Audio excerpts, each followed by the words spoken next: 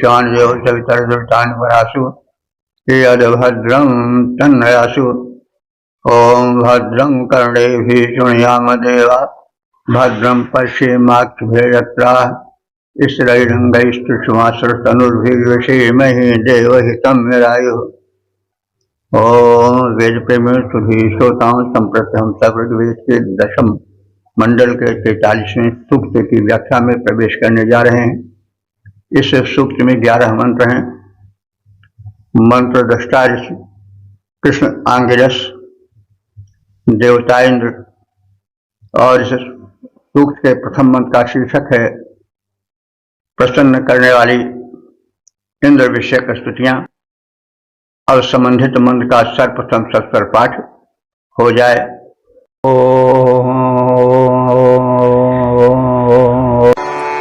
अच्छाम इंद्रम मतजस्वरविदः सध्रेचैर्विश्वा उषधेरनौषधाम् वरिष्वजन्ते जनयो यथापतिम् मर्यन्न सन्ध्यम् मघवानमोतजे।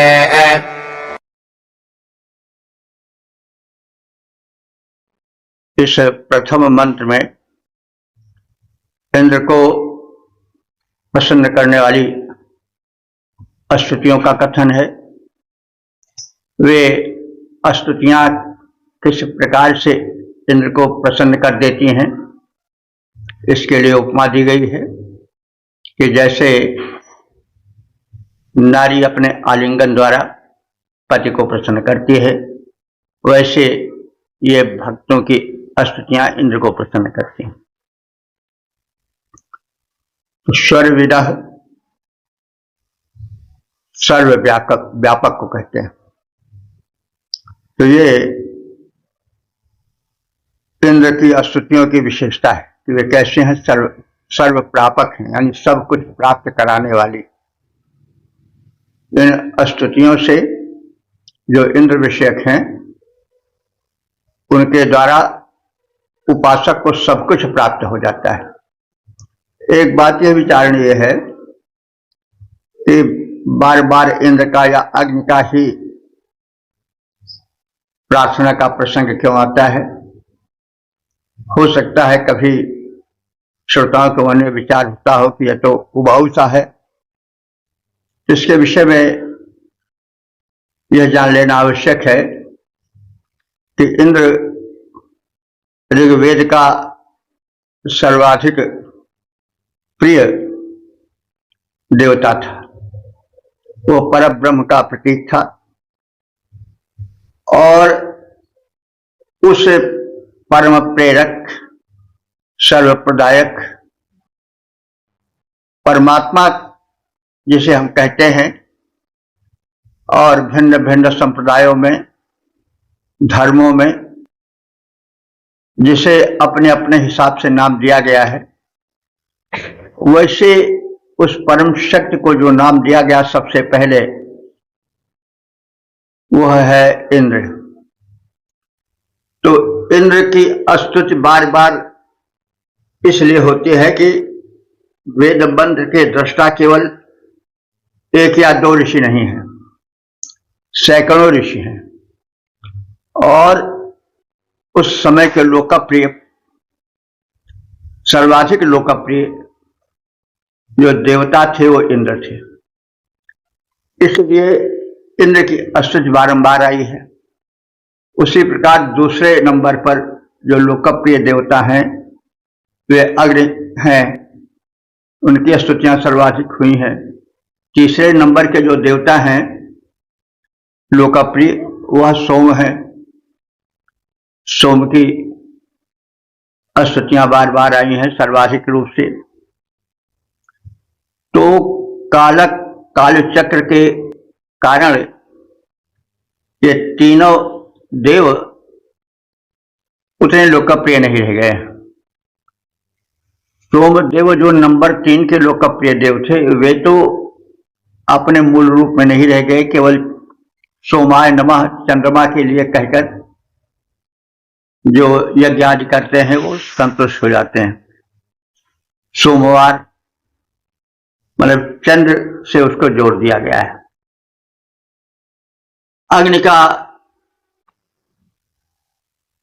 वह महत्व तो नहीं रह गया है, लेकिन अब भी किसी शुभ कार्य में अग्नि का प्रज्वलन होता है, स्वाहा स्वधा के उच्चारण के साथ उनको आहुतियां दी जाती हैं और देवताओं के मुख रूप में अग्नि के मानता भी है, यानी देवगण अग्निमुख से यज्ञ भाग पाते हैं। तो यह है युग की मान्यता जान लेना आवश्यक है। जैसा हम कहते आ रहे हैं कि शक्ति तो वही है, लेकिन समय के प्रवाह में उसके नाम बदलते रहे। जो आज देवता पूज्य हैं उनका नाम भी तमाम ऐसे देवता हैं कि ऋग्वेद काल में बिल्कुल अपरिचित थे, नाम तक लोग नहीं जानते थे, और आज के पूजा पद्धति में तमाम ऐसे ऋग्वेद के देवता हैं जिनके नाम लोग नहीं जानते। तो शक्ति तो वही है, लेकिन समय के प्रवाह में जो रूप है वो तो नहीं बदलता, लेकिन नाम बदलते रहते हैं। तो इस विचार को ध्यान में रख करके मंत्रार्थ को समझना चाहिए। तो इंद्र विषयक स्तुतियों के गुण का कथन है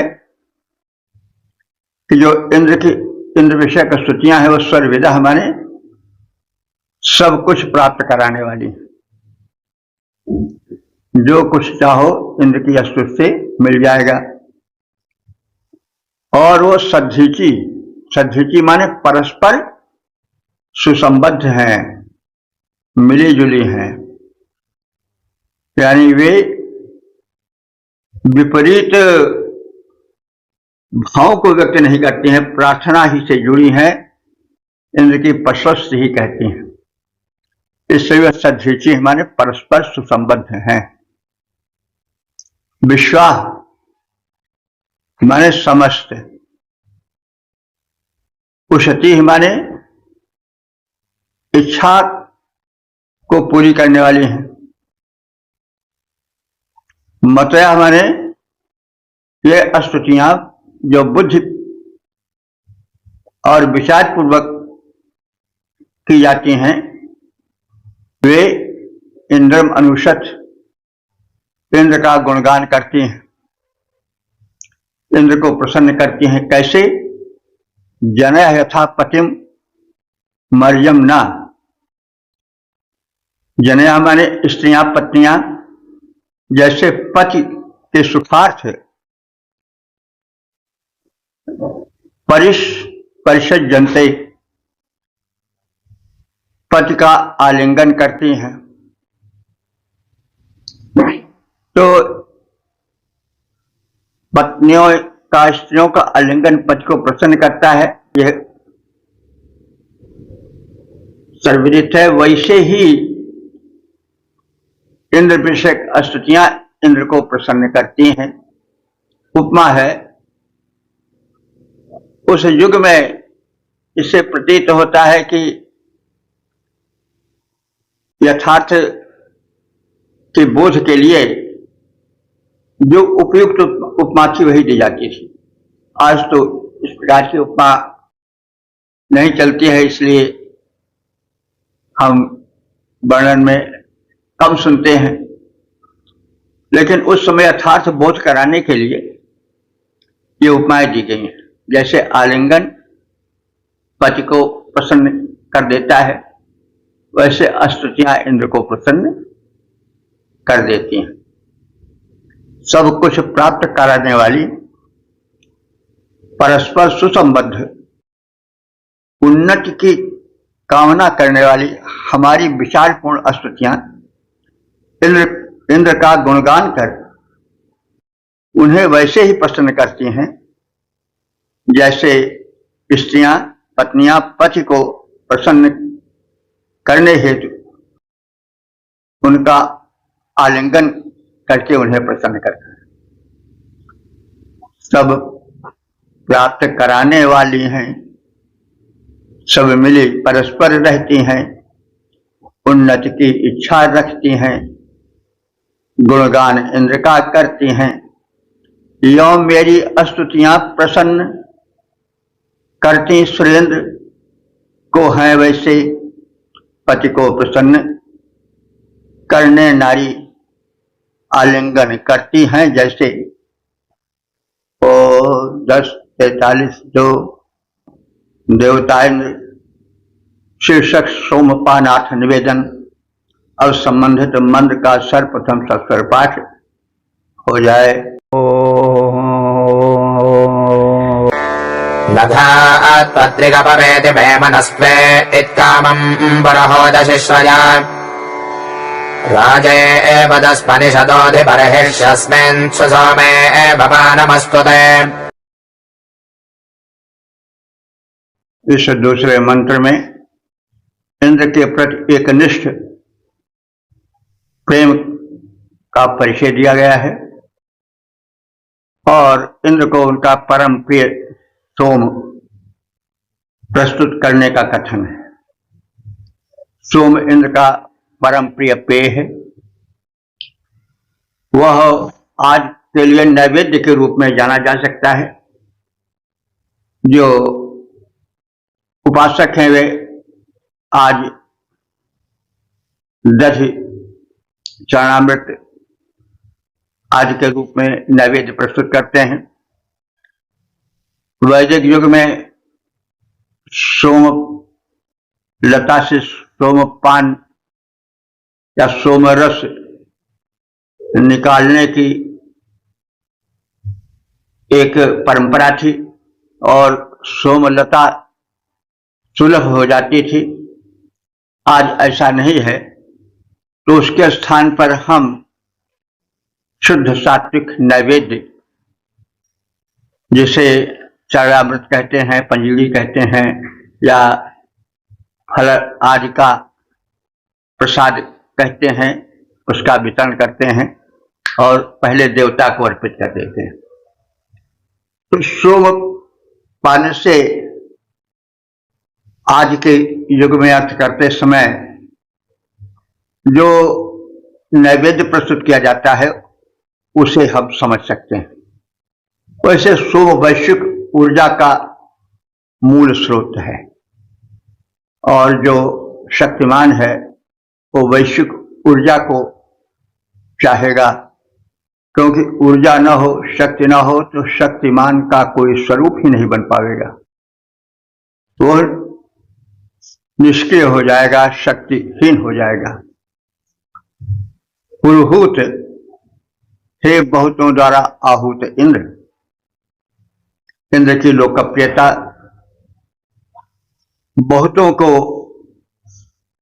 आकर्षित करती थी और प्रेम भक्ति पूर्वक समर्पण भाव से लोग इंद्र का आवाहन करते थे, इसलिए उनको पुरुहूत कहा जाता था। वद्रिग में मनः, वद्रिग माने तुम्हें छोड़कर, मैं मन हमारे, मैं माने मेरा मन, वद्रिग में मना तुम्हें छोड़कर मेरा मन न अपने थी अन्यत्र किसी देव के प्रति नहीं जाता है। त्वे इत तुम में ही कामम शिष्य अपनी समस्त कामनाएं स्थापित करता है, सब कुछ तुमसे ही चाहता है, अन्य किसी देवता की ओर नहीं जाता है, एकमात्र तुमसे ही संबंध रखता है, तुम्हारे ही प्रति समर्पित होता है। तो ये भावना भक्ति की चरम अवस्था वाली होती है जब एकनिष्ठ प्रेम होता है आराध्य में। तो उस समय इंद्र था, बाद में भिन्न भिन्न देवता होते गए। भक्ति काल में तुलसी और सूर्य ने यही लिखा है कि मेरो मन अनंत कहाँ सुख पावे, जैसे उड़ी जहाज को पंछी फिर जहाज पर आवे। कमल नयन को छोड़ी महात्म और देव को ध्यावे। सूरदास प्रभु काम धेनु तज छेरी कौन दुहावे। ये सूरदास की उक्ति है कि मेरो मन अनंत कहाँ सुख पावे। हे कृष्ण भगवान, मेरा मन तुम्हें छोड़कर और सुख कहीं पा ही नहीं सकता है। जैसे उड़ी जहाज को पंछी फिर जहाज पर आवे, जैसे समुद्र में जहाज का पक्षी चारों ओर उड़ करके जब कहीं आश्रय नहीं पाता तो फिर जहाज पर आ जाता है। ऐसा कथन है कि प्राचीन काल में जब जहाज समुद्र में नाविक लोग डालते थे तो वो अपने साथ तीव्र गति वाले कौवे या कबूतर आदि को रखते थे और स्थल कहाँ है इसको जानने के लिए उस पक्षी का प्रयोग करते थे। अगर स्थल कहीं निकट होता था तो वह पक्षी लौटकर नहीं आता था, वही रुक जाता था। और अगर फिर वो 2, 4, 6, 10 घंटे में उड़कर आ गया तो समझ लिया जाता था कि स्थल अभी बहुत दूर है, कहीं है नहीं। तो ही कहा गया कि जैसे उड़ जहाज को पंछी फिर जहाज पर आवे, कहीं आश्रय न पा करके किसी देवता का फिर तुम पर ही आ जाता है। तो कमल नयन को छाड़ी महात्म और देव को ध्यावे। सूरदास प्रभु काम धेनु तज छेरी कौन दुहावे। सूरदास के दृष्टि में कृष्ण ही एकमात्र देवता है, वे कामधेनु हैं। और देवता क्या है? छेरी, बकरी। तो कामधेनु जब है तो बकरी की ओर कौन दौड़ेगा दुग्ध के लिए? तो यह अपने अपने युग की मान्यताएं हैं। तुलसीदास जी ने भी ऐसे लिखा है कि हे प्रभु, तुम्हें छोड़कर कहां मैं जाऊं, जाऊं कहां तज चरण तिहारे। काको नाम पतित पावन है, कही अति दीन प्यारे। जाऊं कहां तज चरण तिहारे। तो यह है तुलसीदास जी के राम के प्रति उक्ति है, सूरदास जी की कृष्ण के प्रति उक्ति है। ऐसे अन्य देवों के प्रति लोगों की उक्तियां रही हैं, शिव के प्रति, देवी जी के प्रति। तो ऋग्वेद में ये देव थे ही नहीं, वही स्थान इंद्र का था। तो इसलिए भक्त ऋषि कह रहा है कि त्वदृग में मना, हे इंद्र तुम्हें छोड़कर मेरा मन न अपवेत, अन्य किसी देव के प्रति नहीं जाता है। त्वे इत, तुम में ही कामम शिष्टे, वह अपनी कामना स्थापित करता है कि तुम ही हमारी समस्त कामनाओं की पूर्ति करोगे।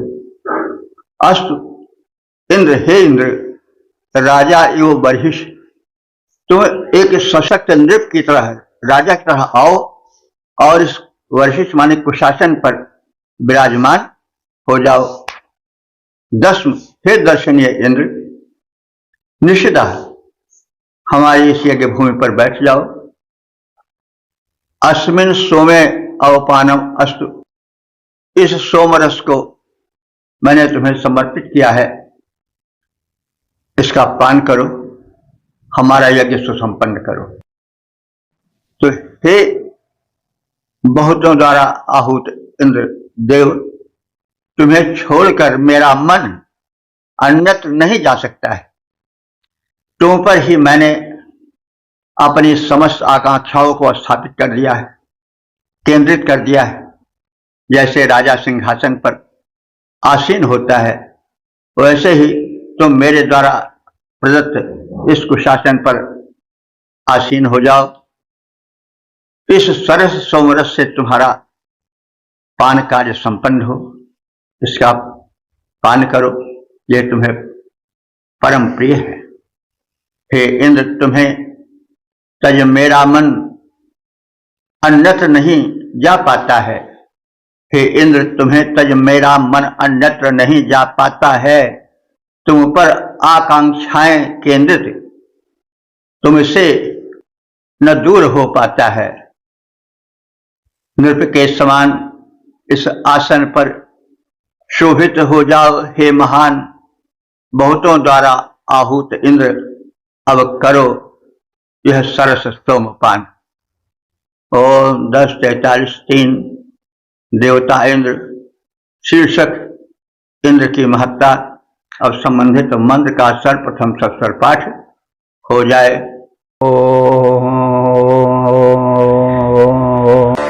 दिशो वृदिन्द्रो अमदे ऋतक्षुधः स इत्राजो मघवावस्व ईशते तस्य दिवे प्रपणे सप्त सिन्धवो वर्धन्ति वृषभस्य शुष्मिणाः।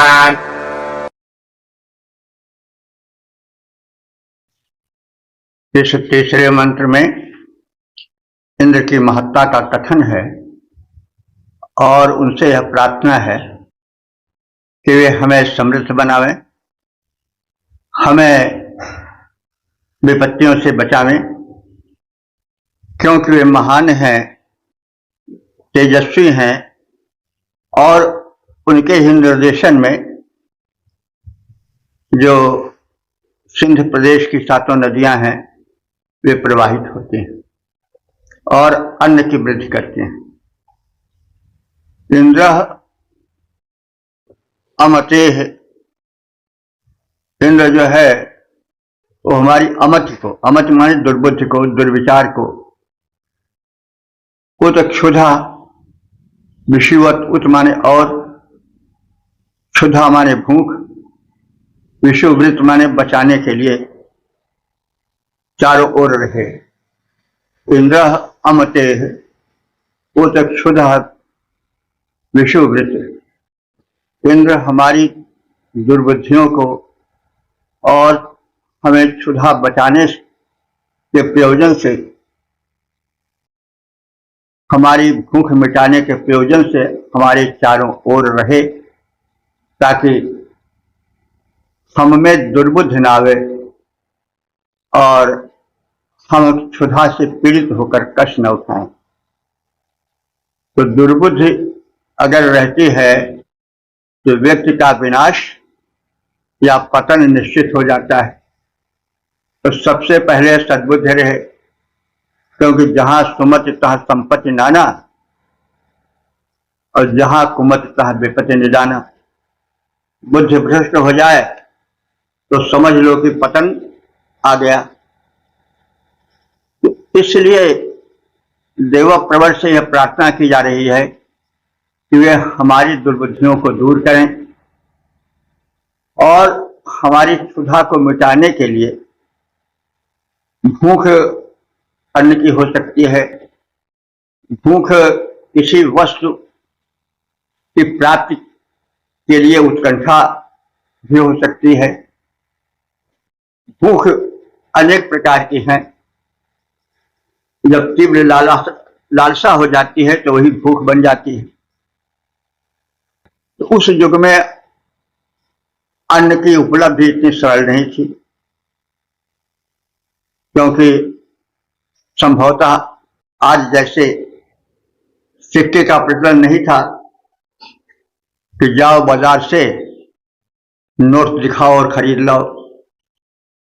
उस समय तो गायों के द्वारा या बार्टर सिस्टम जिसको कहते हैं विनिमय, एक वस्तु दिया दूसरी वस्तु लिए, तो अन्न तो ऐसा है कि उसके बिना काम ही नहीं चल सकता। तो अन्न नहीं है हमारे पास या किसी के पास, तो इतना सरल नहीं था कि उस खाद्य पदार्थ को जाकर के लाए। सिक्का का प्रचलन संभवता नहीं। एक विवाद का विषय है। निष्क की चर्चा है ऋग्वेद में, लेकिन निष्क सोने के हार को भी, जिसको हबेल आज कहते हैं, उस रूप में भी प्रयोग होता था। इसलिए विवाद का विषय है कि ऋग्वेद में मुद्रा का प्रचलन था या नहीं था। तो बहरहाल जैसे आज सुलभ है, अब किसी वस्तु को अपने पास नोट हो तो जाके फट से लाए, तो ऐसी सुविधा नहीं थी। तो अन्न हमारे पास रहे, इसकी परम आवश्यकता थी। तो युग इसमें झांक रहा है कि इंद्र से प्रार्थना की जा रही है कि हम सब क्षुधा से पीड़ित न हो, इसलिए हे इंद्र देवता हमारे निकट रहो। स वही मघवा माने धनी इंद्र, बस्व राया, बस्व माने सारी संपत्तियों को जो कि बसाने वाली हैं, आश्रय देने वाली हैं। राया माने धन दौलत, रई शब्द है, रश का बहुवचन है राया। तो सारी संपत्तियां, सारे धनों का वासस्थान इंद्र है, यानी इंद्र से ही केंद्रित है सारी संपत्तियां। ईशते माने वही इंद्र सारी संपत्तियों का स्वामित्व करता है।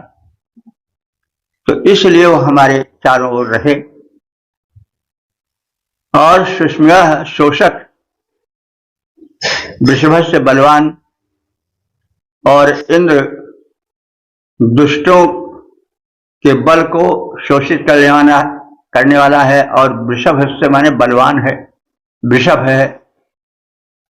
तो वही बलवान इंद्र सप्त सिंधुआ माने सातों नदियों को प्रवाहित करता है, और वयः वर्धन्ति अन्नों की वृद्धि करता है। 7 नदियां सिंधु प्रदेश में अब भी पाई जाती हैं। सरस्वती तो लुप्त हो गई है, लेकिन सिंधु नदी, सरस्वती तो लुप्त हो गई है, लेकिन जो कहा जाता है कि और नदियां जो हैं, व्यास नदी और वितस्तता, सिंधु, और इस प्रकार से और जो नदियां हैं सिंधु प्रदेश की, उनका यहां नाम लिया जा रहा है। तो नदी का नाम इसलिए लिया जा रहा है कि नदी उस समय सिंचन का प्रधान साधन थी, और फसलें या अन्न सिंचन के बिना नहीं उत्पन्न हो सकता था। तो उन 7 नदियों में जो सिंध प्रदेश में, पंजाब प्रदेश में प्रवाहित होती हैं, उनमें जल सदैव बना रहे, इसकी प्रार्थना कर रहा है। वयः वर्धन्ति, और उन 7 नदियों के द्वारा, वयः माने अन्न का विकास होता है, फसलें सींची जाती हैं और उनसे अन्न उत्पन्न होता है।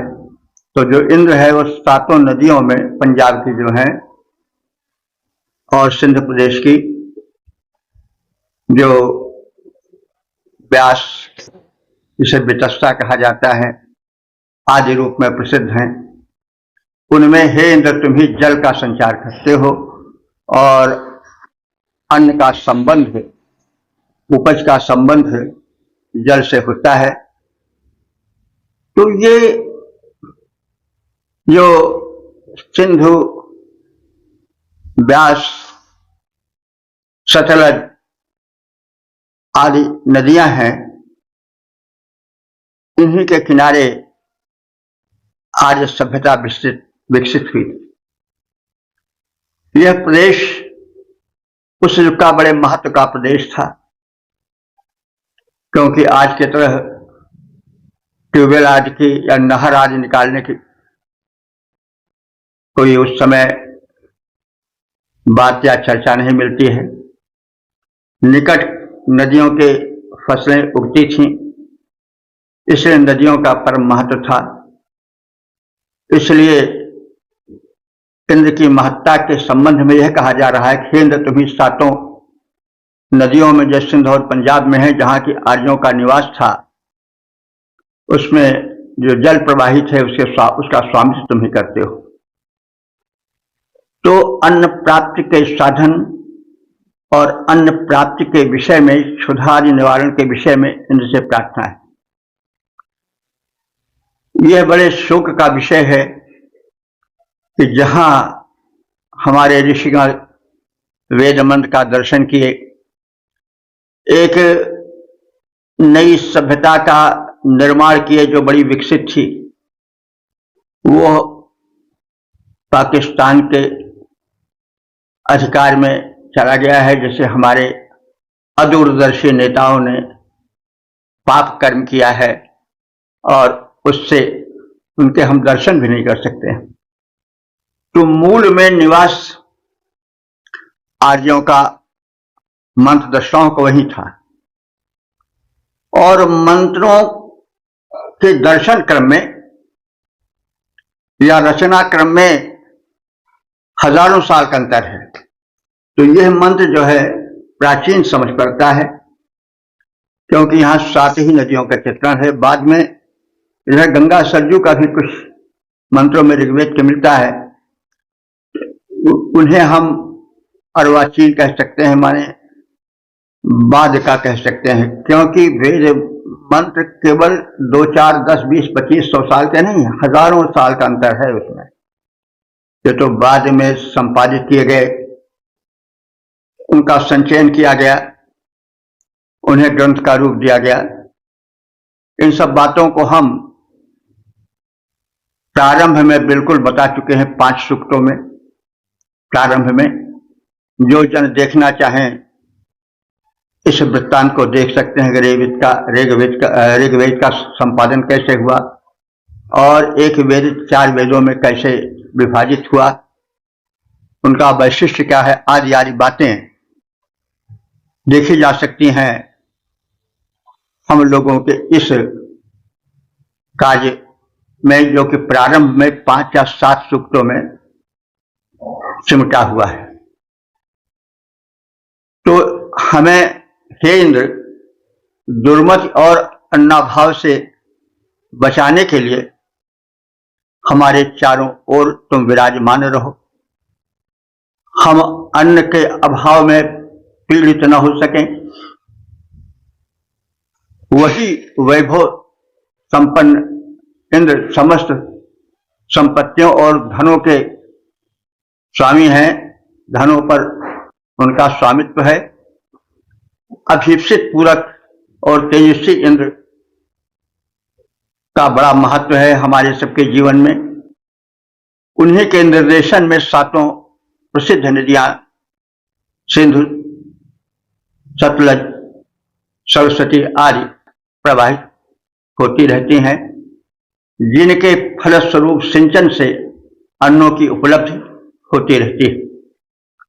अन्नाभाव और दुर्मत से हमको इंद्र बचाएं, अन्नाभाव और दुर्मत से हमको इंद्र बचाएं, चारों ओर विराजमान हो हमको वह अपनाएं। सब समृद्धियां उनके वश में, सबके हैं वे स्वामी, उपज बढ़ाती 7 नदियां हैं उनकी अनुगामी। ओम 10:43 देवता इंद्र शीर्षक तेज प्राप्ति हेतु प्रार्थना। अब संबंधित मंत्र का सर्वप्रथम सत्तर पाठ हो जाए।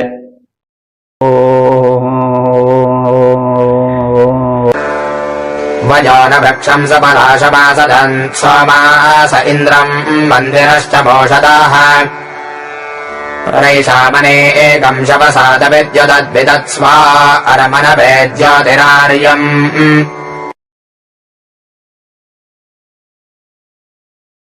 इस चौथे मंत्र में सोमपान से प्रदीप्त इंद्र हम आराधकों का कल्याण करें। सोमपान सुंदर पात्र में प्रस्तुत किया जाता है, यह बात भी कही गई है, और इंद्र से कल्याण की कामना, तेज प्राप्ति की कामना की गई है। तो इंद्र को श्रेष्ठ पात्र में भरकर सोमरस प्रदान किया जाता है। इसकी उपमा दी गई है कि वयः न, वयः कहते हैं पक्षी को भी। आजकल वया नाम की एक चिड़िया है, उसी को लोग जानते हैं। वैसे वय शब्द संपूर्ण पक्षियों के लिए आता है, वय अन्य के लिए भी आता है। पिछले मंत्रों में शायद यह शब्द आया है। वय अवस्था के अर्थ में भी आता है, लेकिन यहां पर वय शब्द पक्षियों के लिए आया है। न माने समान, वयः न पक्षियों के समान। कैसे पक्षियों के समान? जो सुपलाशम वृक्षम, पलाश कहते हैं पत्ते को। वैसे पलाश ढाक के पत्ते के लिए ज्यादा प्रसिद्ध है, लेकिन पलाश का अर्थ होता है पत्ता।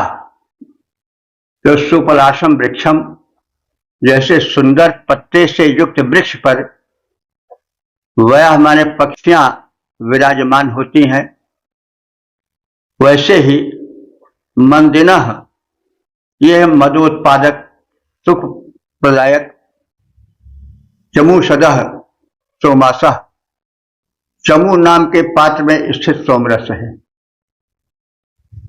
और उसको इंद्रम आसदन, इंद्र उस पात्र में स्थित सोमरस को पीते हैं। तो पात्र कैसा है? ऊपर जैसे बताया गया कि जैसे सुंदर पत्तों से परिपूर्ण वृक्ष हो और उस पर पक्षी बैठे हों, तो वैसे सुंदर पत्र से युक्त, यानी उसकी सुंदरता, उस पात्र की सुंदरता वैसे ही है जैसे सुंदर पत्रों से युक्त वृक्ष की होती है। और जैसे उस सुंदर वृक्ष पर पक्षी विराजमान होते हैं, वैसे यह आनंदप्रद सोम रस अपने पात्र में स्थित है। आशय स्पष्ट है कि जैसे हरे भरे सुंदर पात्रों पर पक्षी सुंदर विराजमान हो, वैसे ही सुंदर पान पात्र में सोमरस विराजमान है। तो ऋषि लोग वन प्रदेश में रहते थे, देखते थे कि हरा भरा वृक्ष है, बड़ा शोभायमान है, तो उसी से उपमा भी देते थे। तो जैसे सुंदर पत्तों से युक्त वृक्ष का आश्रय पक्षी लेते हैं और सुशोभित होते हैं, वैसे ही यह आनंद प्रदायक सोमरस जो है पान पात्र में स्थित होकर सुशोभित हो रहा है। इंद्रम आसदन, वह इंद्र को प्राप्त हो इसके लिए वह प्रतीक्षा कर रहा है। ऐशाम सबसाम, इस सोमजन के, इस सोमरस के पानजन्य बल द्वारा इंद्र परम प्रबल हो जाता है। अनेकम विद्युत, और उस इंद्र का मुख जो है वह विद्युतवत चमकीला हो जाता है। अनेकम प्रद विद्युत, उनका मुख यानी उन इंद्र का मुख उस सोमरस को देख करके अत्यंत प्रसन्न हो जाता है, जैसे बिजली के चमक से एक प्रदीप फैल जाए, एक ज्योति फैल जाए। यानी इंद्र को सोम परम प्रिय है, इसलिए उसको देख करके वो प्रसन्न हो जाते हैं। स्व आर्यम ज्योति, अपना सर्वश्रेष्ठ तेज मनवे विदत, वह मनुष्यों को दे। वह इंद्र का तेज जो सोमपान जन्य आनंद से भर उठता है, द्योतित हो उठता है, प्रकाशित हो उठता है, वही इंद्र का मुख मनुष्यों का कल्याण करे। जैसे तुलसीदास जी ने लिखा है कि प्रसन्नता यान गतस अभिषेकता तथा ममले बनवास दुखता मुखाम्बुज श्री रघुनंदन समेत सदा सुफा मंजुल मंगल प्रदान। रघुनंदन का, राम का वही मुख हम सबको आनंद दे, जो मुख न सिंहासन मिलने के वचनों को सुनकर के प्रसन्न हुआ और न वनवास के दुख को सुनकर के मलिन हुआ। तो प्रसन्नता में अनुगताभिषेक तथा ममले वनवास दुखता, जो सुखपूर्ण महान साम्राज्य को युवराज पद प्राप्त कर पाने से न तो प्रसन्न हुआ, न तो उनके मुख की द्युति बढ़ी और न वनवास दुखता, वनवास सुनाने के दुख से मलिन हुई, समरही बनी हुई। तो ऐसे रघुनंदन राम की वह मुखद्युति हम सबका कल्याण करे। तो वैसे यहां पर है कि जिस इंद्र का मुखमंडल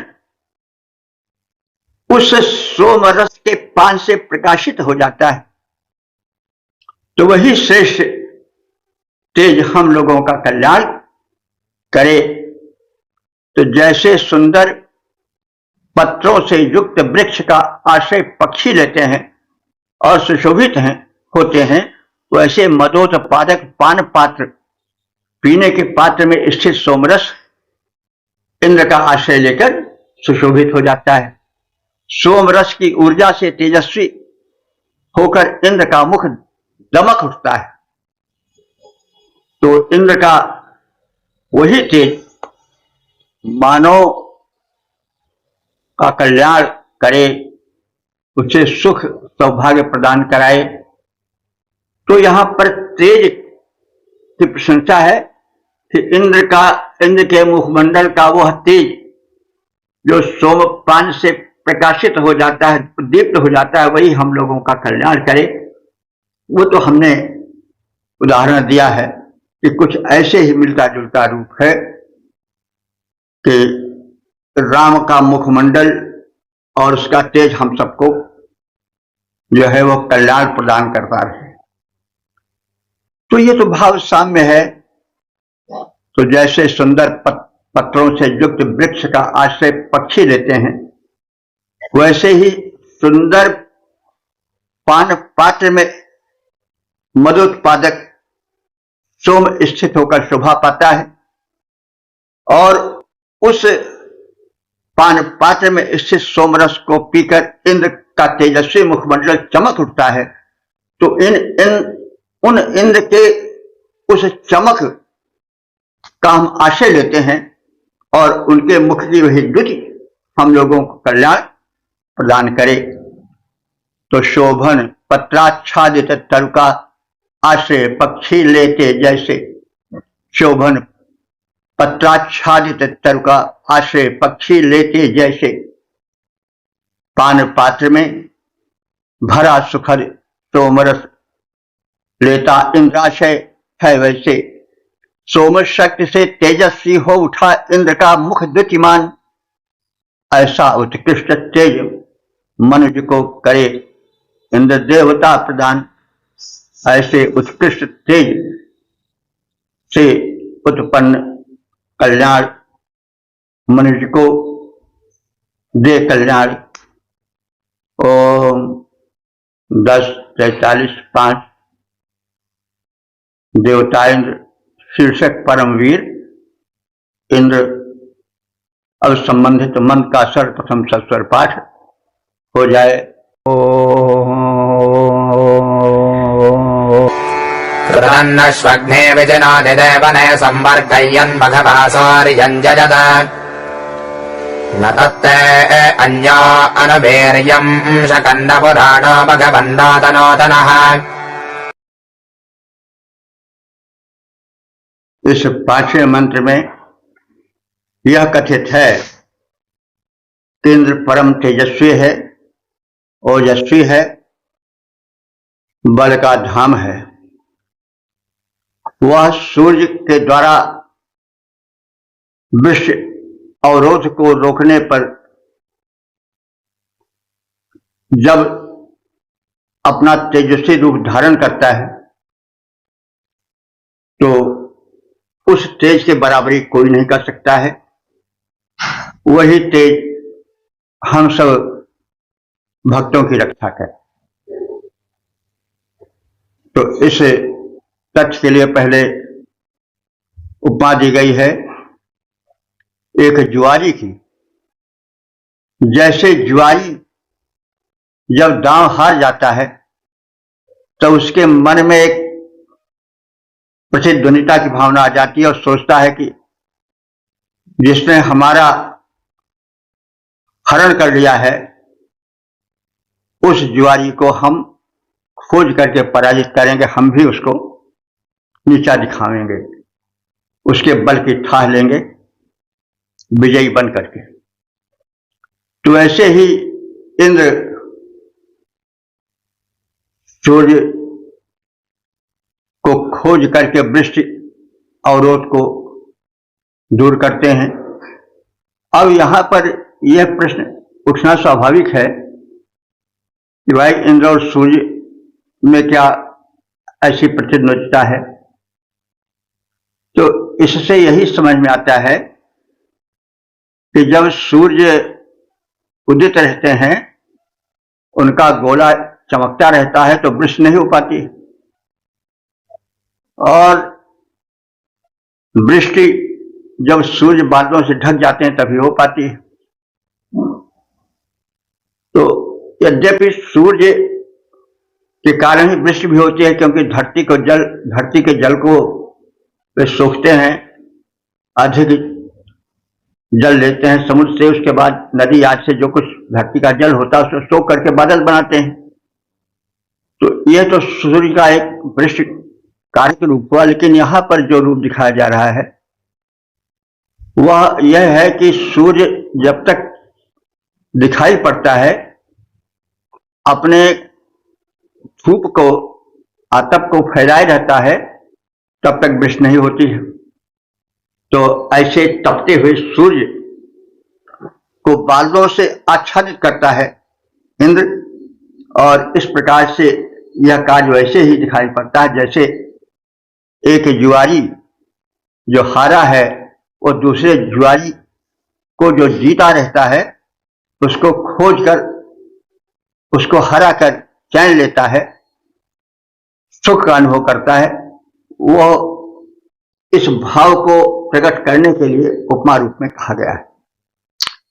शौघने वाले जुआरी, शौघनी जुआरी, देवने माने जुए के अड्डे पर, द्यूत स्थल पर।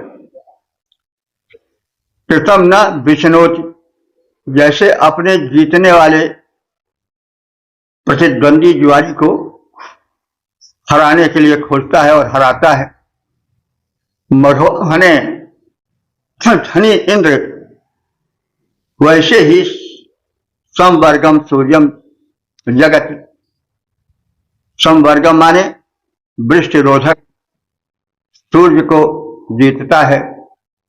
तो जैसे हमने पहले कहा है कि सूर्य जब तक प्रकाशित रहता है तब तक वृष्टि नहीं हो पाती है। तो इंद्र बालों के द्वारा सूर्य को ढक करके वृष्टि का वातावरण बनाते हैं, यही उनका सूर्य को जीतना हुआ। उसके लिए आतुरी के रूप में कहा गया है, जुआरी जो हारा है वह जीते हुए जुआरी को जैसे खोज कर उस जुए के अड्डे पर परास्त करके प्रसन्न होता है, दम लेता है, वैसे ही इंद्र भी वृष्टि अवरोधक सूर्य को जीतता है अपने पराक्रम द्वारा। तो यहां सूर्य को जीतने के तात्पर्य यही हुआ कि सूर्य से कोई प्रतिद्वंदिता नहीं है, लेकिन सूर्य उदित रहता है तो वृष्टि नहीं हो पाती है। जब वृष्टि में सूर्य का प्रमुख हाथ रहता है, लेकिन यहां एक उपमा दी जा रही है। तो काव्य में उपमा जब दी जाती है तो कोई भाई वैज्ञानिक वाला तर्क होता नहीं, या कवि वाला तर्क है। कवि वाला तर्क जो होता है कि कार्य कारण से ज्यादा संबंधित नहीं रहता, उसमें एक भावना की तीव्रता से प्रमुख रहती है। यह नहीं कि यह तो यह कैसे, उसमें कार्य कारण नहीं ढूंढा जाता है, उसमें एक भावना की तीव्रता को प्रदर्शित करना मुख्य लक्ष्य होता है। तो हे इंद्र, तुम्हारे उस कथित वीर्य को, तत्ते वीर्यम, तुम्हारे उस कथित पराक्रम को अन्य अनुना शकत, अन्य माने कोई दूसरा, न शकत माने बराबरी नहीं कर सकता है। जैसे जुआरी अपने जीतने वाले प्रतिद्वंदी को खोजकर जुए के अड्डे पर परास्त करके दम लेता है, वैसे ही इंद्र विश्वरोधक सूर्य को परास्त करता है। हे धनाधिप इंद्र, कोई भी तुम्हारे वीरत्व की क्षमता नहीं कर सकता है। खोज जुआरी निज विजयी को करता है परास्त, जैसे इंद्र वृष्टि रोधक रवि को कर देता है परास्त वैसे। हे धन के स्वामी इंद्र, न अब कोई भी ऐसा दिखलाए जो तेरे अतुलित बल विक्रम की समानता में आ पाए। 10:43 देवता इंद्र शीर्षक विजय प्रदायक इंद्र। अब संबंधित मंत्र का सर्वप्रथम सस्वर पाठ हो जाए।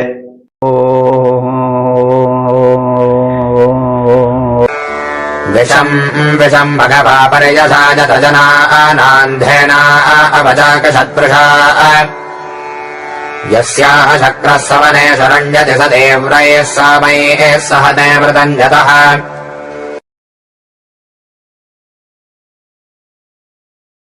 इस छठे मंत्र में यह कथित है कि इंद्र प्रसन्न हो जाता है तो शत्रुओं पर विजय दिलाता है। जो भक्त उसे प्रसन्न कर लेता है उसके शत्रु इंद्र की कृपा से विनष्ट हो जाते हैं। तो यूं तो इंद्र घट घट में वासी है, अब यहां पर परमात्मा तत्व का स्पष्ट चित्रण है। लेकिन जो भक्त उसे सोमपान कराता है, प्रसन्न कर लेता है, उसके शत्रु इंद्र कृपा से नहीं रहने पाते। तो यह सीधे साधे रूप में अगर हम देखना चाहें तो सोमपान जो है भक्ति रस का द्योतक है। तो यह तो घट घट में भगवान रहते हैं, लेकिन जो भक्ति भावना द्वारा, समर्पण द्वारा भगवान को प्रसन्न कर लेता है, भगवान उसके शत्रुओं को, चाहे बाहरी हो चाहे भीतरी काम क्रोधाद भी हो, वे रहने नहीं पाते हैं। इंद्र उन्हें नष्ट करता है और इंद्र की कृपा से वह विजयी माना जाता है।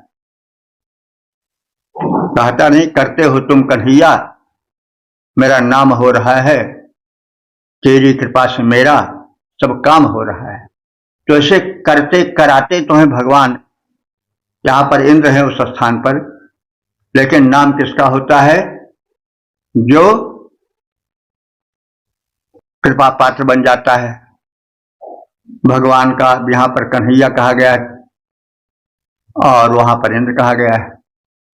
तेरी कृपा से मेरा सब काम हो रहा है, करते हो तुम कन्हैया, मेरा नाम हो रहा है।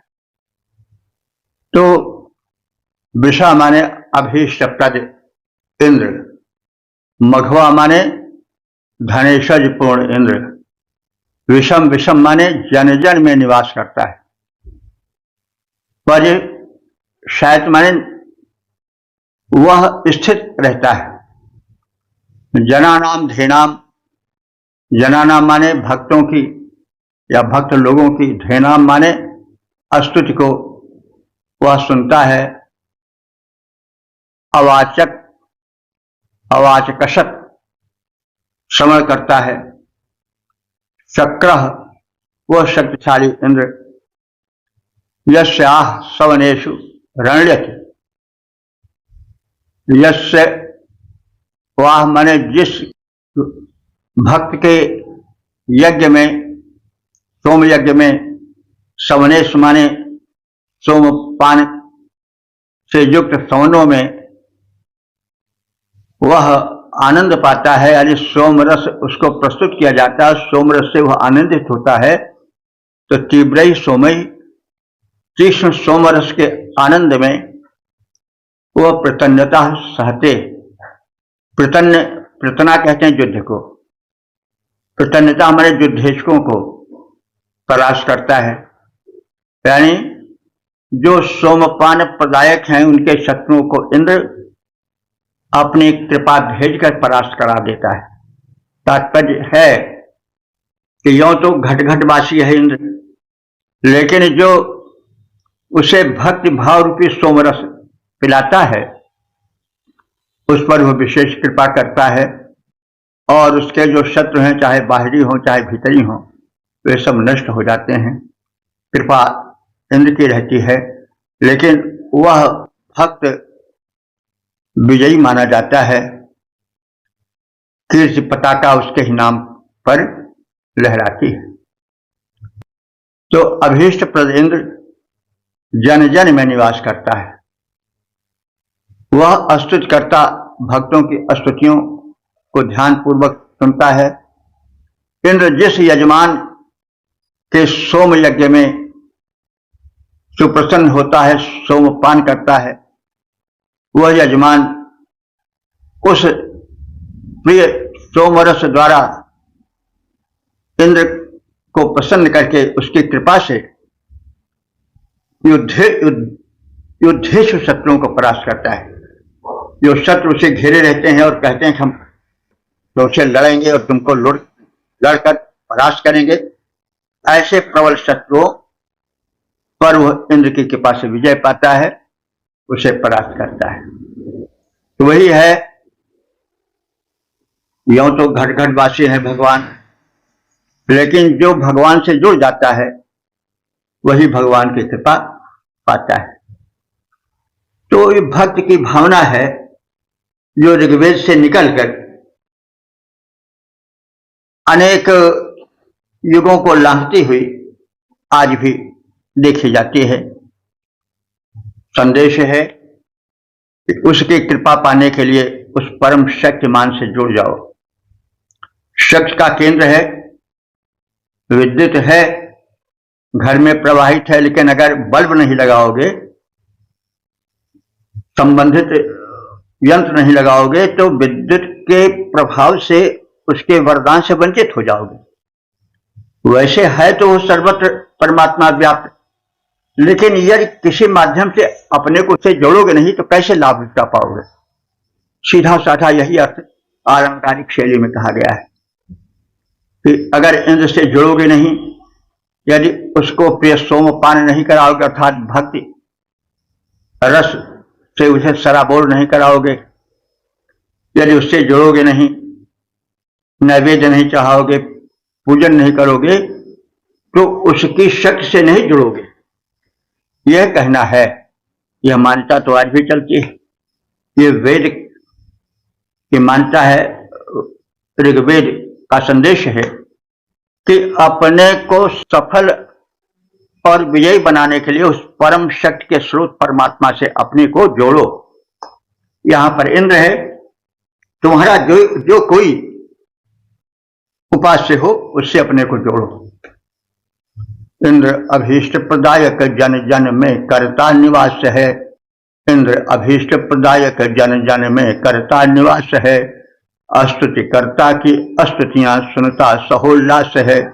सोम याग में जिसके होता इंद्र प्रसन्न महान, करता परास युद्धोद्यत हरियों को है वह यजमान। करता परास युद्धोद्यत हरियों को है वह यजमान, जिस पर की कृपा होती है इंद्र की महान। ओम 10 से 40 देवता इंद्र शीर्षक इंद्र की महिमा। अब संबंधित मंत्र का सर्वप्रथम सत्वर पाठ हो जाए।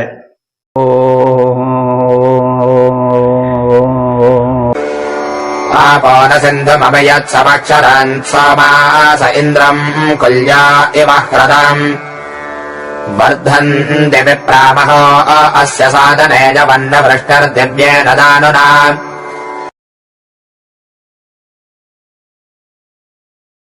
जैसे 7वें मंत्र में यह कथित है कि सोमरस इंद्र को सहज ही प्राप्त हो जाता है।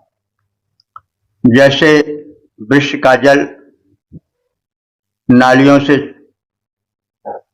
बहता हुआ, छोटी छोटी नदियों से बहता हुआ बड़ी नदियों में मिलता है और फिर समुद्र में मिल जाता है, वैसे ही सोमरस भिन्न भिन्न स्थानों से होता हुआ अंत में समुद्र रूप इंद्र में सन्निहित हो जाता है। और इंद्र अपनी महिमा से भक्तों को, भूतलवासियों को, यज्ञकर्ताओं को सुख, शांति और समृद्धि प्रदान करते हैं।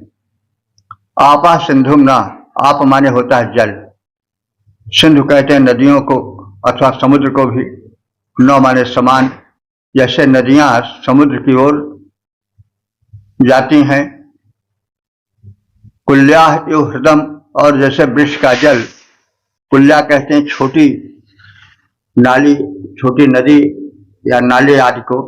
तो जैसे नदी में नाले से बह करके जल पहुंचता है, तालाब से बह करके जल पहुंचता है, वैसे सोमासा सोमरस इंद्रम अभिसमक्षरण, इंद्र को भली भांति भिन्न भिन्न रूपों में मिलता जाता है। अस्य महा, इसकी महत्ता को साधने माने यज्ञ स्थल पर, यज्ञशाला में विप्राह वर्धन्ति, विद्वान लोग, ज्ञानी लोग, स्तुतिकर्ता लोग बढ़ाते हैं इंद्र की महिमा को। और इंद्र को उसकी कृपा दृष्टि, कृपा वृष्टि जो है वह भक्तों के लिए प्रवाहित होती है और इंद्र को महिमा मंडित करती हुई स्तुतियां प्राप्त होती हैं। इस प्रकार से भक्त और भगवान का संबंध सोमरस से, यानी उस भक्त के दिव्य रस से जोड़ता रहता है। तो आपा सिंधुमना, जैसे नदियों का जल समुद्र की ओर जाता है और जो नाले होते हैं उनका जल नदियों में मिलता है, सब मिल करके समुद्र में जाते हैं, वैसे ही सभी यज्ञों के छोटे बड़े जो सोम का समर्पण होता है वो सब मिलकर के इंद्र को प्राप्त होता है और इंद्र की महत्ता उससे विवर्धित होती है और इंद्र यज्ञ स्थल में आता है, प्रसन्न हो जाता है। और जो विप्र हैं माने ज्ञानी स्तुति करता है, वे अपने स्तुति के माध्यम से इंद्र की महिमा का संवर्धन करते हैं। यवम न वृष्टि, जैसे यव की फसलों को वर्षा बढ़ाती है, वैसे दिव्येन दानुना, दिव्य जल वर्षण से, दान द्वारा, वृक्ष दान द्वारा इंद्र भूतल में फसलों को बढ़ाता है और भूतल में समृद्धि फैलाता है। जैसे नदियां समुद्र की ओर सहज से बहती हैं, जैसे छोटी छोटी नालियां या नाले तालाब की ओर बहते हैं फिर सरिता में मिलते हैं, वैसे सोमरस यह सहज क्रम से भिन्न भिन्न छोटे बड़े यज्ञों के माध्यम से विधिवत इंद्र को प्राप्त होता रहता है। सोमरस वह भक्ति रस है जिससे इंद्र अत्यंत प्रफुल्ल हो जाता है और स्तुतिकर्ताओं की, समर्पणकर्ताओं की मनो भावनाओं को पूर्ण करता है, मना कामनाओं को परिपूर्ण करता है।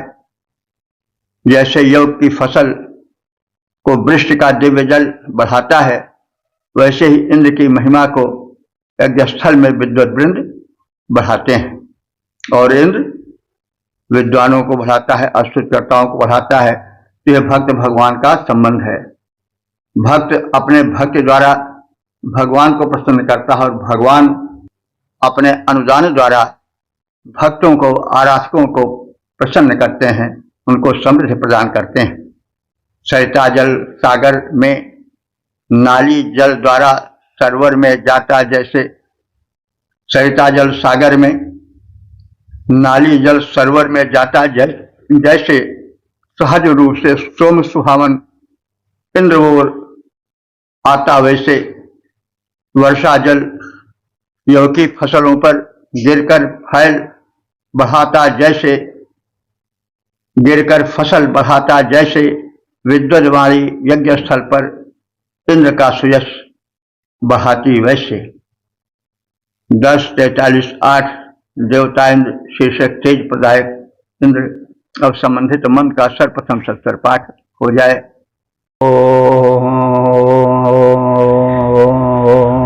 वृषान क्रुद्धः परयत्र जस्वायो अर्यवत्नेरकृणोधिमा अवहत् सस्वन्पदे मघवाजेरदा नवे बिन्दज्यो जन्मनवे हविष्पदे।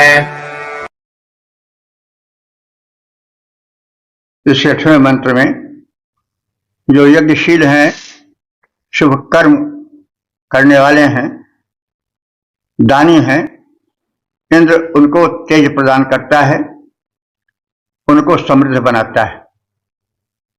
तो समृद्ध बनाने का पहला साधन क्या है? मेघों से जल बरसाना।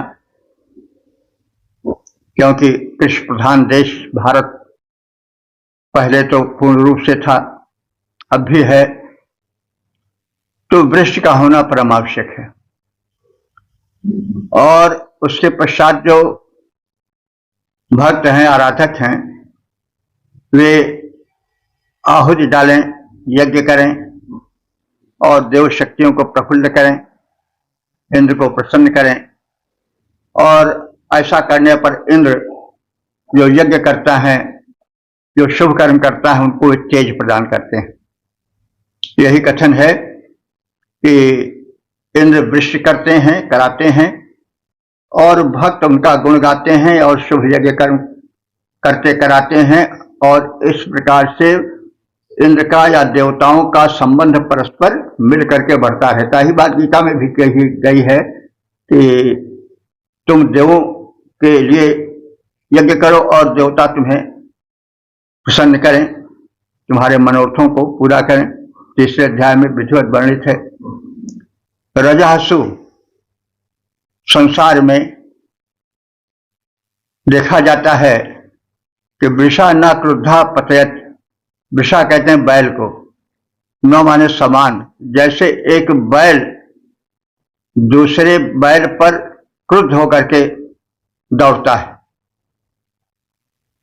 तो बैल के समान क्रुद्ध होकर के दूसरे बैल पर दौड़ पड़ने की तरह इंद्र जो है वो मेघों में भरे जल को बरसाने के लिए उन पर आक्रमण करता है और मेघों को तोड़कर अपने आश्रित प्राणियों के लिए वृक्ष जल प्रदान करता है, जिससे कृषि आदि कर्म होते हैं। तो सुन्नते जो पुरुष सोम निचोड़ करके इंद्र को प्रसन्न करता है, ऐसे सोम निचोड़कर इंद्र को प्रदान करने वाले, हविष्मते माने हवि प्रदान करने वाले, जानवे माने जान देने वाले यजमान के प्रति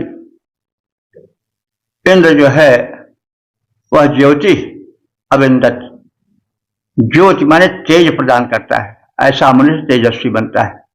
मनवे माने मनुष्य के लिए जो इंद्र है वो ज्योति प्रदान करता है, तेज प्रदान करता है। जैसे एक क्रुद्ध बैल की ओर दूसरा क्रुद्ध बैल दौड़ता है, वैसे क्रोधित इंद्र गर्जित मेघ की ओर दौड़ता है ताकि मेघ में भरा जल पृथ्वी पर आ जाए, वृष्टि होने लगे।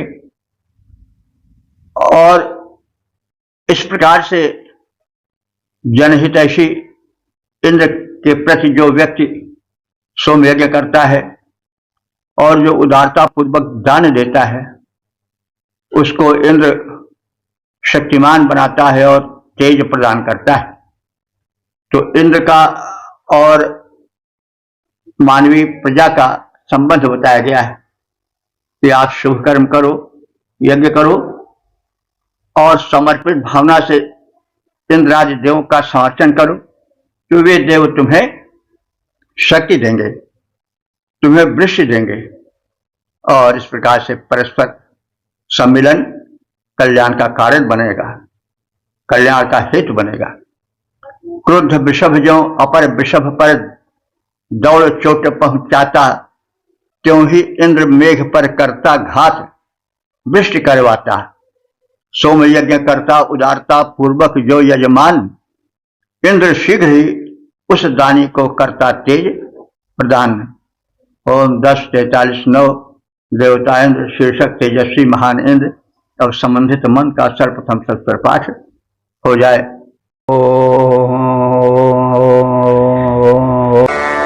उच्चाजताम्बरसर्जोदिशा सह भोजारथस्य सुदुघा पुराणवत् विनोजतामरुषो भानुनाशजस्वा अर्णशुक्रं शशचेत सत्पदेः। इस नवे मंत्र में कहा गया है कि इंद्रादि देवताओं का और मनुष्य का सौहार्दपूर्ण संबंध बना रहे। मनुष्य यज्ञ आदि द्वारा, सोमपान आदि द्वारा इंद्र को और अन्य देवताओं को प्रसन्न करें और जो देवगण हैं, इंद्र आदि हैं, वे मनुष्यों को धन धान्य देकर कृषि की उपज बढ़ा करके उन्हें संपन्न और सुखी बनाएं। तो परशु का अर्थ वैसे तो कुल्हाड़ा होता है या फरसा होता है, लेकिन यहां पर वज्र के लिए प्रयुक्त हुआ है। परशु इंद्र का वज्र, ज्योतिषा सह, ज्योति के साथ, चमक के साथ, उज्जायताम, उदित हो, और जो उसे करणीय है वह वृष्टि आदि का कर्म करे। और ऋतस्य माने यज्ञ को कराए, और यज्ञ कैसे हो? सुदुघा, जैसे गाय आकर दुग्ध देती है, वैसे ही यज्ञ कर्म विधिवत पूरित हो और उत्पादक वाणी पूर्व कालवत प्रकट हो। यानी इधर भगवान भक्त को अनुदान दें, उधर भक्तों की वाणी देवताओं के प्रति कृतज्ञता प्राप्त करे, कृतज्ञता ज्ञापित करे, उनकी कृपा प्राप्त करे। तो ये भक्त और भगवान, देवता और उपासक इंद्र अथवा उनके भक्त का पारस्परिक संबंध बना रहे, प्रेमपूर्ण व्यवहार बना रहे। भक्त स्तुति सुनाए, यज्ञ करें, कराएं, और देवगण अपने वृष्टि आदि अनुदानों, उपज आदि अनुदानों के द्वारा मानव को धन्य बनावे। अरुषा भानुना, अरुषा माने तेजस्वी, भानुना माने आलोक द्वारा, शुचि विलोचितम, पवित्रता पूर्वक प्रकाश फैलाएं। देवगण, सूर्यादिगण, इंद्रादि सब कल्याण करें। शुक्रम, सुसुचित और अत्यंत प्रदीप्त हो, प्रसन्न हो, प्रकाश फैलाएं ज्ञान का और अनुदान का। इंद्र का वज्र तेजस्विता के साथ प्रकट हो, सत्य की अथवा यज्ञ की और यज्ञ में होने वाली स्तुति वाणी पूर्ववत उच्चरित होती रहे। इंद्र अपनी तेजस्विता प्रकट करते रहें। भक्तगण स्तोत्र प्रार्थना के मंत्र पढ़ते रहें। इस प्रकार से भक्त और भगवान का संबंध जुड़ा रहे। स्वयं दैदीप्यमान इंद्र तेजस्विता पूर्वक प्रकाशित होकर सुशोभित हों। सज्जनों के प्रतिपाल इंद्र सूर्यवत शुभ्राभा से आलोकित हों। वे अपना प्रकाश फैलाएं, कृपा का प्रकाश फैलाएं। भक्त अपनी प्रार्थना करें, यज्ञ आदि कर्म करें। इस प्रकार से प्रगाढ़ संबंध इंद्र से अथवा देववृंद से बना रहे। इंद्र वज्र तेजस्वी बनकर प्रकृत रूप दिखाए। इंद्र वज्र तेजस्वी बनकर प्रकृत रूप दिखाए। अष्टोत्रों की वाणी पहले जैसी शोभा पाए। स्वयं सुदीप्त इंद्र तेजस्वी बन शोभा बिखराए। वह सज्जन प्रतिपाल इंद्र रविवत आभा फैलाए। 10:43 देवता इंद्र शीर्षक इंद्र से उत्तम जीवन हेतु प्रार्थना और संबंधित मन का सर्वप्रथम सत्तर पाठ हो जाए।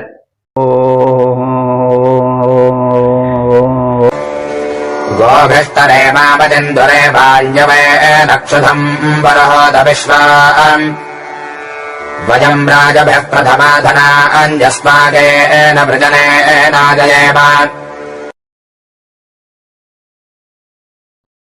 इस 10वें मंत्र में इंद्र से प्रार्थना की गई है कि वे दिव्य जीवन दें, संपन्न जीवन दें।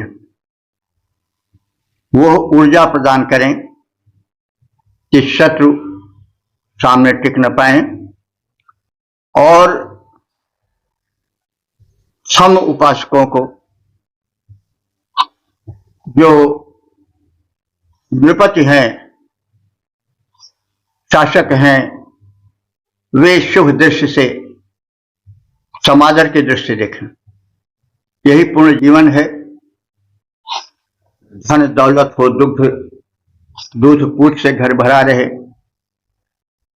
समाज में एक उच्च स्थान रहे, अधिकारियों से अच्छा संबंध रहे, उनकी कृपा दृष्टि रहे, हम उनके निकट रहें, धन वैभव से, धन धान से घर भरा रहे। यही तो सभी चाहते हैं और यही पूरा जीवन है। तो वेदों में एक पूर्ण जीवन की कामना की गई है। यह नहीं कि चाहो न सुजस सुमति संपत्ति कछु रिधि सिद्धि विपुल बढ़ाई, हेतु रहित अनुराग राम पद बढ़े अनुदिन अधिकाई। तो यह बात भी अपने स्थान पर सही है। कुछ ऐसा युग था, कोई ऐसा युग था जबकि इसकी आवश्यकता थी। धन लोगों को विचलित कर देता था। वो हम कई बार कह चुके हैं। ऐसे औरन को धन चाहिए, बावरी बाभन को धल केवल भिक्षा। ये भी युग की उपज है। उस समय धन लोगों को विचलित कर देता था, धर्म परिवर्तन के हेतु विवश कर देता था और विधर्मी लोग बनते जा रहे थे। इसलिए धन त्याग की कामना की गई, लेकिन ऋग्वेद में ऐसी परिस्थिति नहीं थी। इसलिए वहां धन धान्य से संपन्न जीवन, अधिकारी वर्ग से, राजन्य से प्रेमपूर्ण संबंध, समाज का संबंध जोड़ने की इच्छा थी, जो आज हम चाहते हैं। तो यह हमेशा समझिए कि साहित्य पर युग का प्रभाव पड़ता है। इन सब को देख करके हमें अर्थ जगत में प्रवेश करना चाहिए। पुरहूत, हे बहुतों द्वारा आहूत माने बुलाए जाने वाले, आवाहित किए जाने वाले परमदेव इंद्र भगवान। गोभी, गोभी माने गायों द्वारा। दुरेशाम अमतिम वयम तरेम। दुरिपाम माने दुर्गत से, दारिद्र से, जो एक विकलता होती है, बुद्धि भ्रष्ट हो जाती है, अपना लक्ष्य नहीं निर्धारित कर पाती है, उस से हम तरेम माने तय पार हो जाएं। दारिद्र जन्य कुमति से हम पार हो जाएं। देखिए, भूखा सो रूखा। जो भूखा होता है वो रूक्ष हो जाता है, उससे क्रोध आ ही जाता है। वही बात यहां है कि हे इंद्र भगवान, आप ऐसा कुछ प्रदान करो, संपन्न बनाओ। उसमें गोधन सबसे बड़ा धन था कि गोभी गायों द्वारा हम संपन्न हो जाएं, समृद्ध हो जाएं। और दुरेशाम अमतिम वयम तरेम, और जो दारिद्र्य जन्य दुर्बुद्धि पैदा होती है उससे हम उस पार हो जाए।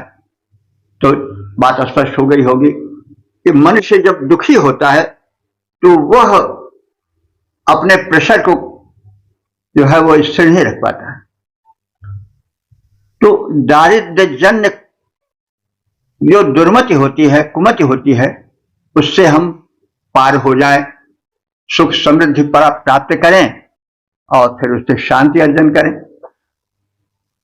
यवेन यव आदि अन्न धन है, उसके द्वारा हम विश्वाम क्षुधम तरेम, संपूर्ण क्षुधा से पार हो जाए, यानी हम भूखे न रहें। क्योंकि भूखा सो रूखा, जो भूखा रहता है वह रूखा रहता है। तो राज भी माने राजाओं द्वारा प्रथमाह धनानि, परम उत्कृष्ट धनों को पाएं, राजाओं से हमारा संबंध अच्छा हो, वे भी हमें समृद्धि प्रदान करें। अस्माकेन ब्रजेन जैन, और हम इस प्रकार से अपने बाहरी और भीतरी दोनों प्रकार के शत्रुओं को जीतें, हमारा जीवन परिपूर्ण हो और हम इस परिपूर्ण जीवन में विचलित न हो। जो शत्रु है भीतरी और जो शत्रु है बाहरी, उन सब पर विजय प्राप्त करें। तो हे बहुतों द्वारा अभूत इंद्र, गोधन द्वारा हम दुख दारिद्र्य जन कुमत पर विजय पाएं, यवादि अन्नों द्वारा क्षुधा पर विजय पाएं, राजाओं के कृपा पात्र बनकर उत्कृष्ट धन वैभव प्राप्त करें और अभाव पर विजय पाएं। अपने बल से हम शत्रुओं को जीत सकें, बाहरी और भीतरी शत्रु जो हैं वो हमें सता न सकें। यह एक संपूर्ण जीवन का एक खाका है, एक चित्र है। गोधन से हम दारिद्र्य जन दुर्मत के ऊपर जय पाएं, गोधन से हम दारिद्र्य जन दुर्मत के ऊपर जय पाएं, यो आदि अन्न के द्वारा हम संपूर्ण क्षुधा को तर जाएं।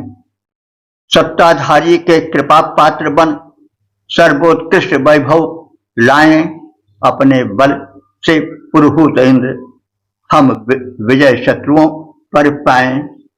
ओम 10:43-11 देवता इंद्र शीर्षक रक्षा तथा वैभव हेतु प्रार्थना। अब संबंधित मंत्र का सर्वप्रथम सत्वर पाठ हो जाए।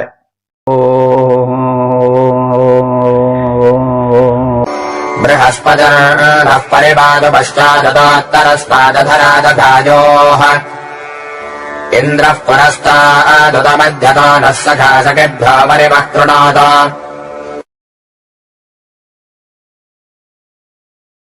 इस 11वें मंत्र में जो समापन का मंत्र है, इसमें बृहस्पति देव और इंद्रदेव से संपूर्ण रक्षा की प्रार्थना है।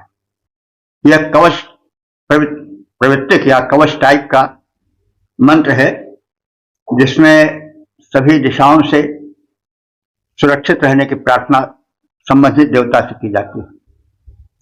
तो बृहस्पति तो एक ग्रह है जो सौर मंडल में सबसे बड़े हैं, यानी बृहस्पति का विस्तार और उसकी आकर्षण शक्ति सबसे ज्यादा है। कहा जाता है कि बृहस्पति पर जो तमाम उल्का पिंड हैं वे गिरते रहते हैं, क्योंकि उनकी आकर्षण शक्ति ज्यादा है। नहीं तो पृथ्वी पर निरंतर उल्कापात होता रहता, जीवन ही मुश्किल हो जाता। तो एक प्रबल ग्रह है, लेकिन वास्तव में बृहस्पति माने होता है व्यापक स्वामी।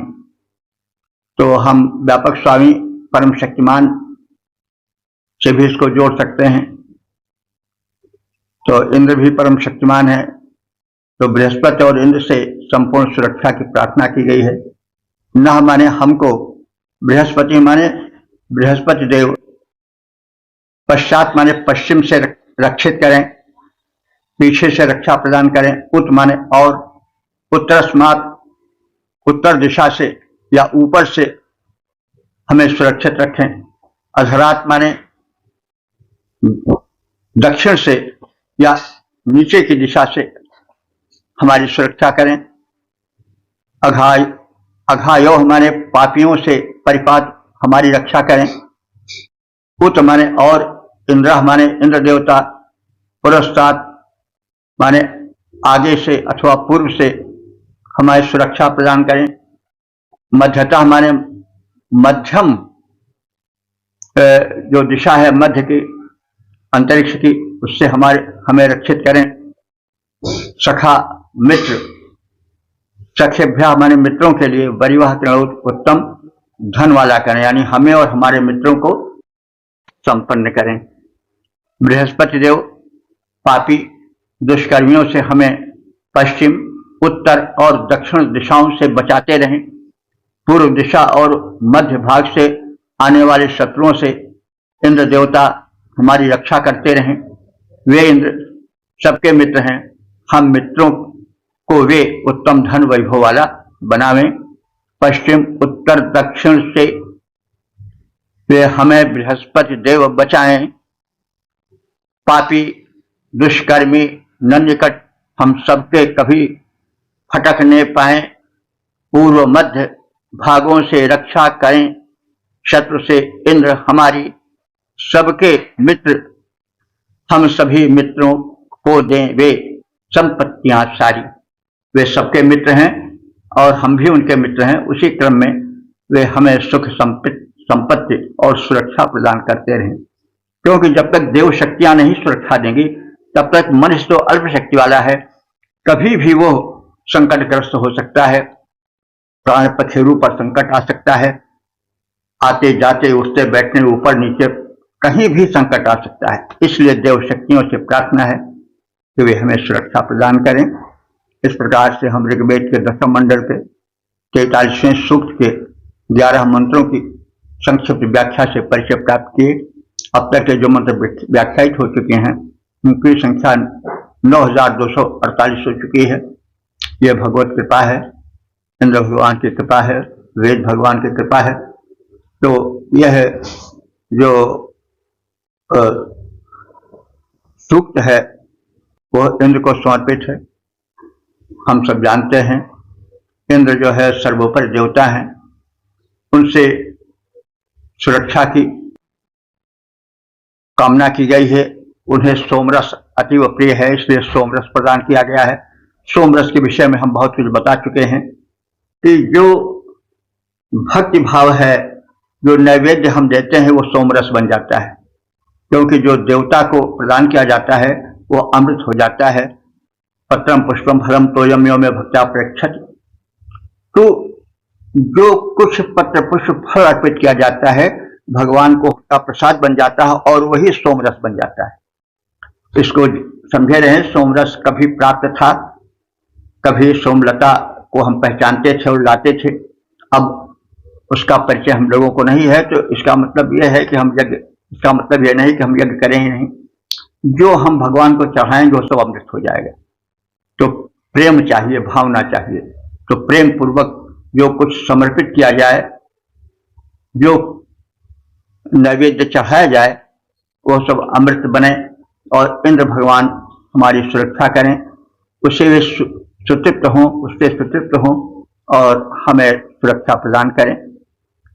वे सर्वोपरि हैं, वृक्ष के और अन्न के वे स्वामी हैं।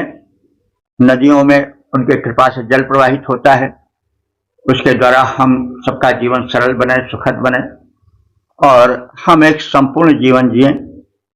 संपूर्ण जीवन क्या है? धन धान्य हो, पुत्र पौत्र हो, सद्बुद्धि हो, बड़े लोगों से परिचय हो, वे हम पर कृपा करें, मैत्री भाव हो सबसे, और कहीं तनाव ना हो, दारिद्र्य जन या जो आपसी संबंध वाले तनाव होते हैं वे भी न रहें, सरल सुसंस्कृत जीवन प्राप्त हो, यही संपूर्ण जीवन है।